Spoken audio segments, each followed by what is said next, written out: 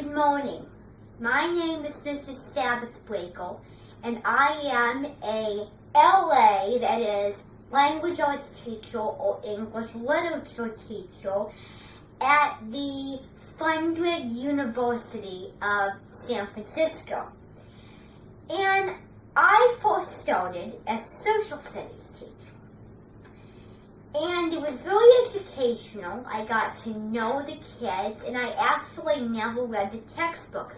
I thought it would be fun not to read the textbook for fall because that would be boring for me to have to teach it, and for me to I already know it. I don't want to teach it. It's so boring. So I read the chapters and learned with the kids. It was really fun, and I really enjoyed being a teacher. That got a little tiresome because I was raising my standard high. What I mean by that was because I was really picky about learning a whole lot, and when I was really focused on it, and I started to not enjoy it because I felt guilty that I didn't learn enough from it, because it was becoming uninteresting and more important. So I just decided, nope, I want to read something more enjoyable and something that I don't have to worry about learning or this and that. So that's why I switched over to the language arts teacher, being a language arts teacher. Now, I teach my kids a lot about literature, the different forms of literature, the different genres of books. We did the 40-book reading challenge, and it was just very fun, and it gave me a break. And we took a lot of notes on the elements of fiction. We had a textbook, the Holt McDougall literature, and we went in there and we did the stories, and we learned about the informational world and different stories. It was fun because it usually tied into fiction as well as informational. I really like those kind of books, the historical fiction. I really like the Magic Tree House, and so anyway, we took notes on that. We did historical fiction. We did fiction notes from the book. Now, when it came to the storybooks, when we, because I don't tell my kids to not watch a lot of movies, reading is key. It helps the brain. It's sort of, very important to our lives to read. And so I taught my kids all about that. And so usually, instead of watching a whole lot of movies, we read a whole lot of books, fun read-alouds that I picked out for my class. I was like being a little teacher sitting up in the chair, and they were all sitting on the floor. Those were not graded. Now, for the grading, I graded my class on storybooks to see how they understand literature and they understand the general themes of books, like to get over challenges or to be yourself, whatever life situations. And so this is what I really learned. Because my class was doing a novel. We were doing a novel. We were learning about challenges that characters face. And we were learning about segregation at 7th grade classroom at right after Christmas break when we did this. And it was a really good book, I thought.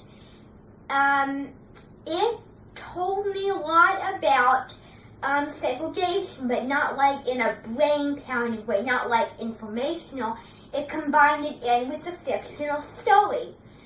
And that was what I like. Now, I'm very particular about books.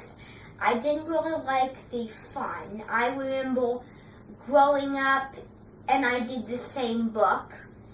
And it wasn't my favorite. I enjoyed it. I didn't really master storybooks, and my teacher, Mrs. Bean, would, say this chapter needs to be done by this day, you need to take notes.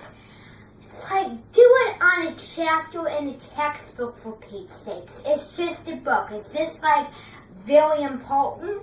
And so, when she rushed me with all the other homework, then I couldn't take time and follow the story because I was so rushed to get the notes done.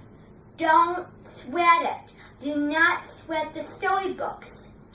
And so that's why, you know, it's the sort of thing that kids don't want to have to make their grade good because of a book that they might not enjoy and they might not like the fun, but they still learn a lot about segregation, and they still learn a lot about the general themes of the book.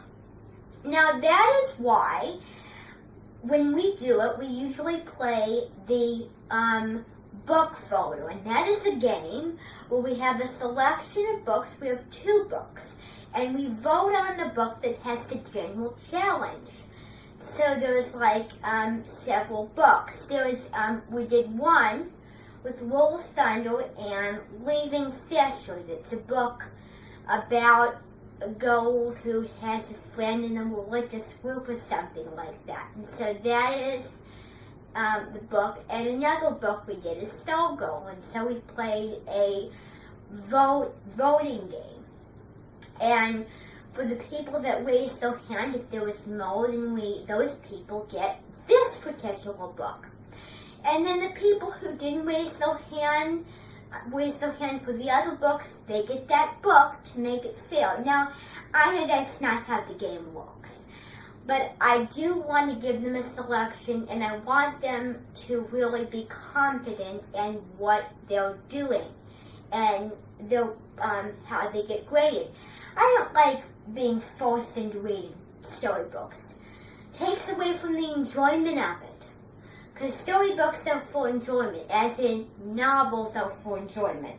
And so I declare on my music stand that kids should read the book from that selection they want, even if more kids vote for this book. That way they can be confident. Because it's no fun to be confident, not be confident in books you really don't like and you have to get graded. No, I learned from that, and now I realize that that is the direction I want to take my kids doing so. And that message, Mrs. Bean, you need to take it and pass it down to Mrs. Stanley, Mrs. Halligan, and Mrs. Pieper. So I am so thankful I got to talk to you today. Auf Wiedersehen.